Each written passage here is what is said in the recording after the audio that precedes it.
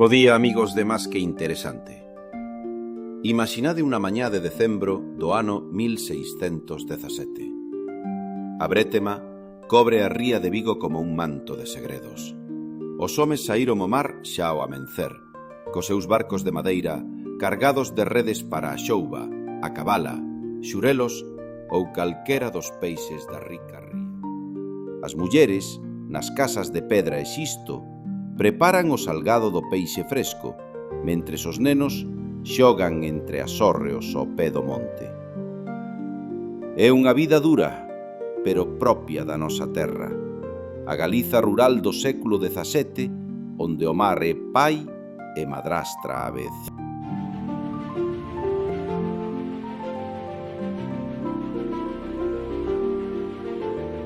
Pero ese día, o horizonte trae non mondas, senón velas estranxeiras.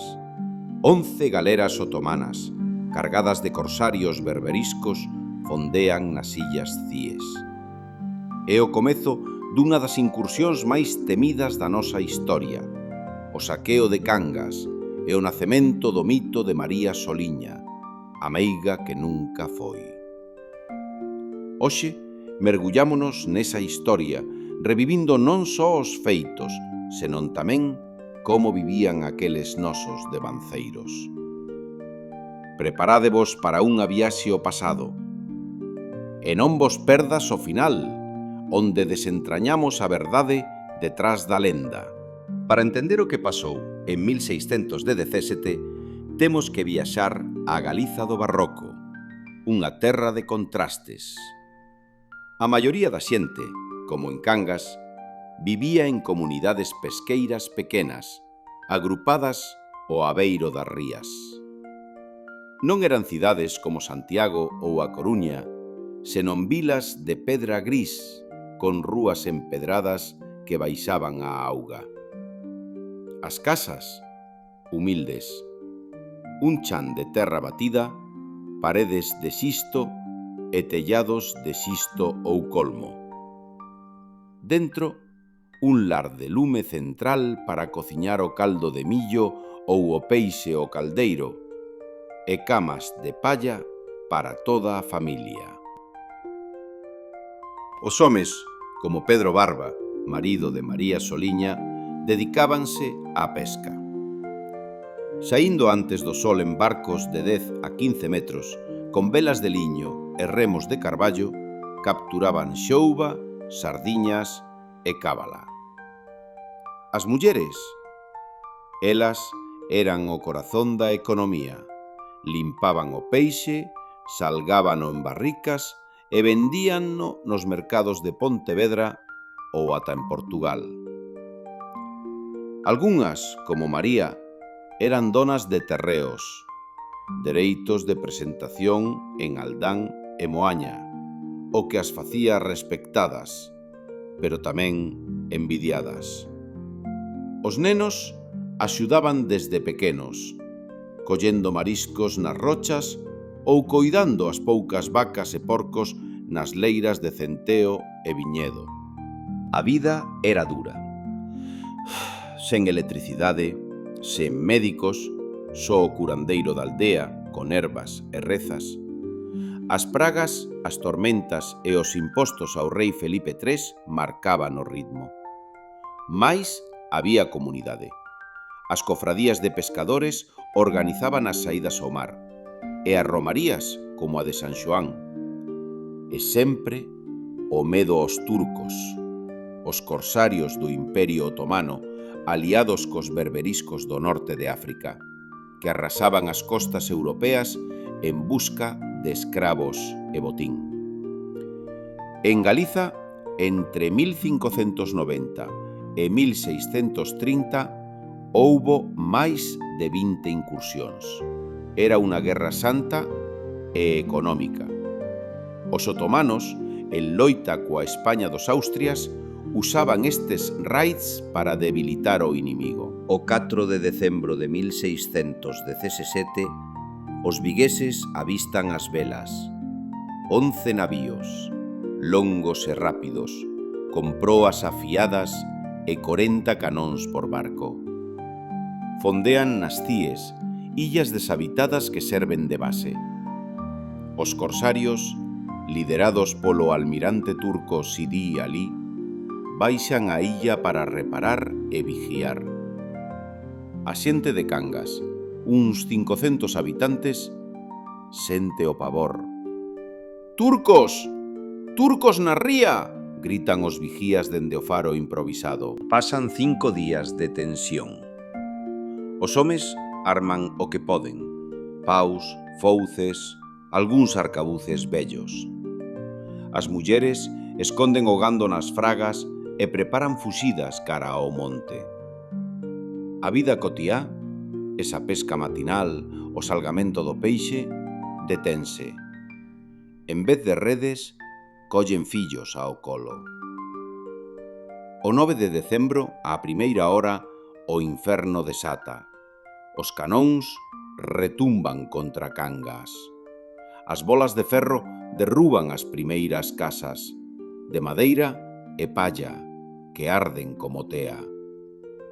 Os corsarios, uns 2000 homes, desembarcan en falúas, gritando en árabe e turco, cos seus turbantes e sabres curvos. O saqueo é brutal.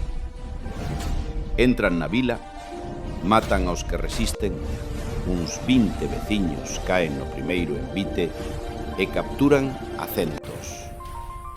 Homes como o irmán de María Soliña son arrincados das súas casas. Nenos choran mentres os arrastran á praia.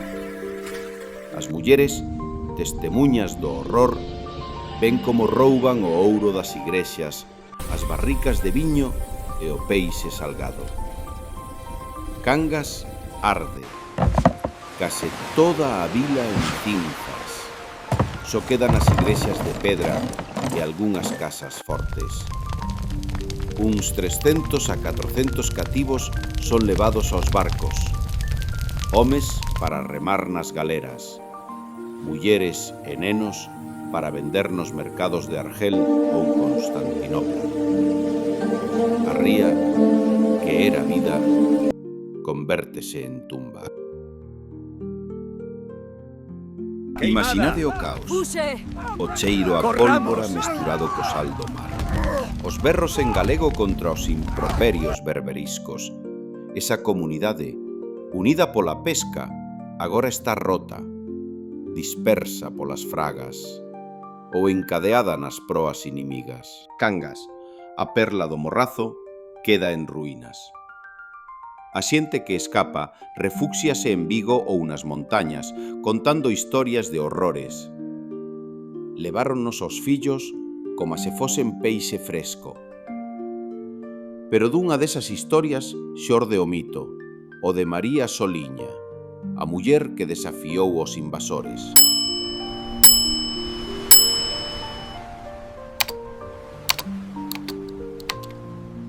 María nace en 1551 en Cangas, nunha familia de mariñeiros. Casa con Pedro Barba, un pescador que prospera ata montar a súa propia fábrica de salgado. Barricas que viaxan ata Lisboa. Xuntos teñen terreos en Aldán e Moaña, onde cobraban peaxes polas praias. É rica, poderosa para unha muller da época. Xestiona barcos, contrata homes e di que sabe de ervas curativas. Coñecementos da aboa, non maxia. No saqueo, perde casi todo. O seu home é morto ou capturado polos turcos, e o seu irmán tamén. A casa en chamas, os terreos arrasados. María, con 66 anos, sobrevive escondida, pero a dor transforma. Segundo a lenda, recollida en crónicas do século XVIII, ela maldice aos corsarios dende a praia, que o mar os trague, como a enguliron aos nosos. E así foi.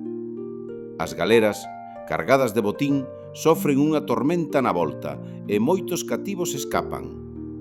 Pero a verdade é outra. En 1621, 4 anos despois, a Inquisición acusa a María de bruxería.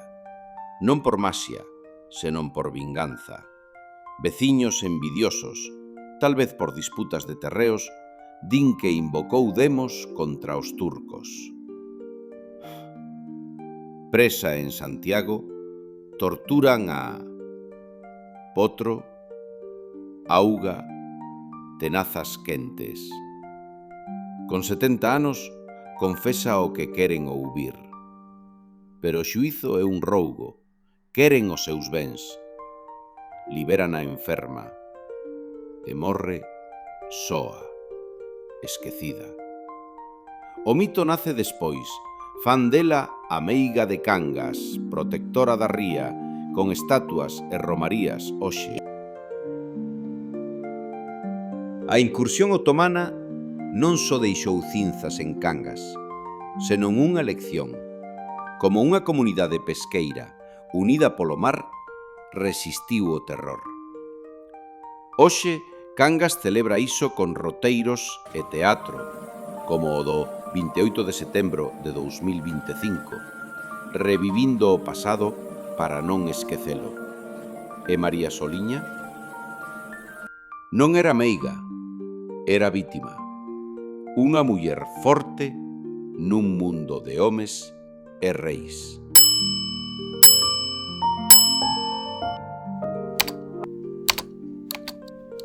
Se vos gustou esta viaxe a Galiza do 1617, deixade un like.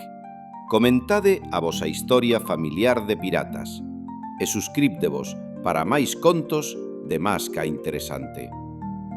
Ata a próxima e recordade, o noso pasado é o que nos fai mariñeiros. Saúdos dende a ría.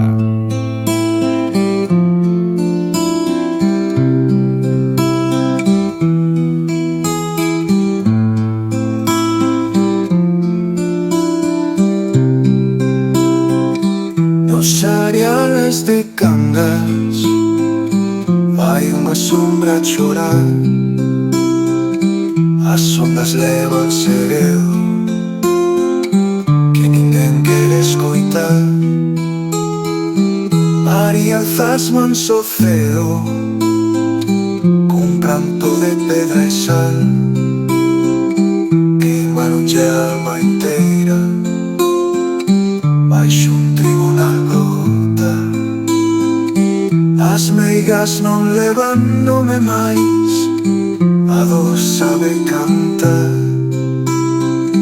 que a muller que ama e perde non a poden afogar. Corren ventos de vinganza nos cons de pedra e de mar, que o lume da súa loita non a poden afogar. Corren ventos de vinganza nos cons de pedra de mar, que o lume da súa loita nunca o poderá apagar.